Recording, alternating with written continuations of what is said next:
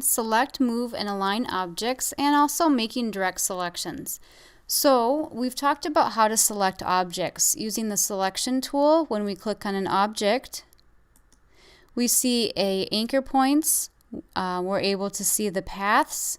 We see typically our box around our objects or our selections. So when we're using the selection tool, we select the entire object, and you can either click or you can do that marquee click where you click and drag. Now when I move to the tool next door, it's the direct selection tool, and this direct selection tool acts like the selection tool except for it directly selects an individual anchor point or a single path. If I do select in the center, it will select the entire object. So if I move to the same graphic here, and this is the hard part, is trying to locate where those anchor points are, but if you drag, you notice that it will highlight with a white box. So if I click right here, what's going to happen, you'll see something a little bit different. I see these are white, actually. White little anchor points, and the darkened filled anchor point, this depends on the color that's associated with the layer.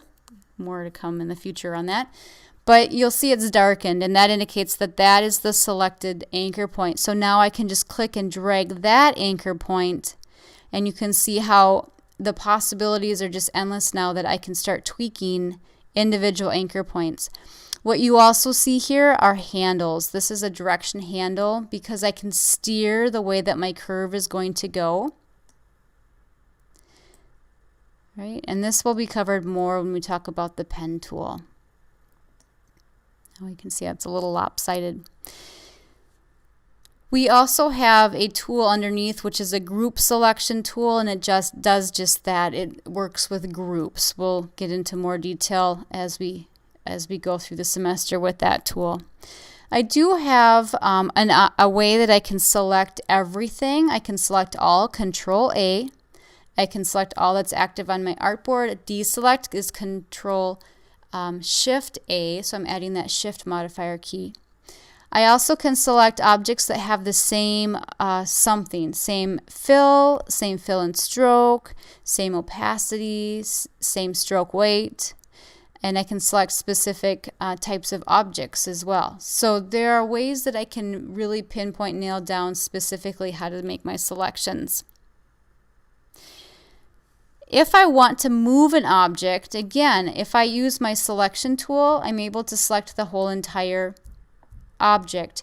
If I use my direct selection tool, I directly click a point. Now, if I go straight from my selection tool to my direct selection tool, all anchor points will stay selected.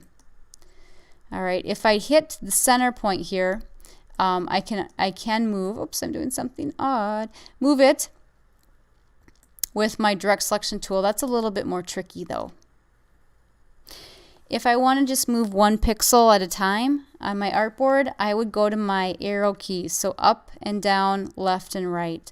Those will move it one pixel at a time. Now I'm zoomed in quite far here.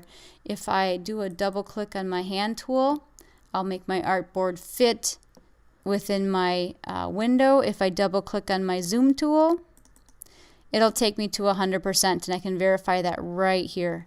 So I'm going to just scroll up to see. Now if I do my arrow keys here, let's go to the selection tool, and my arrow keys, you can see it is really moving only one pixel at a time. If I hold shift and the arrow, I'm going to move it 10 pixels at a time. Okay. Whenever I take my object and I start moving and I hold shift, I will constrain it to either a straight, horizontal, a vertical, and this one really wants to go in an angle, 45-degree angle. So I'm able to constrain my movements that way using that shift key. One other item that I can do, under window we have an align panel, and so this align panel allows us to organize our objects, align them.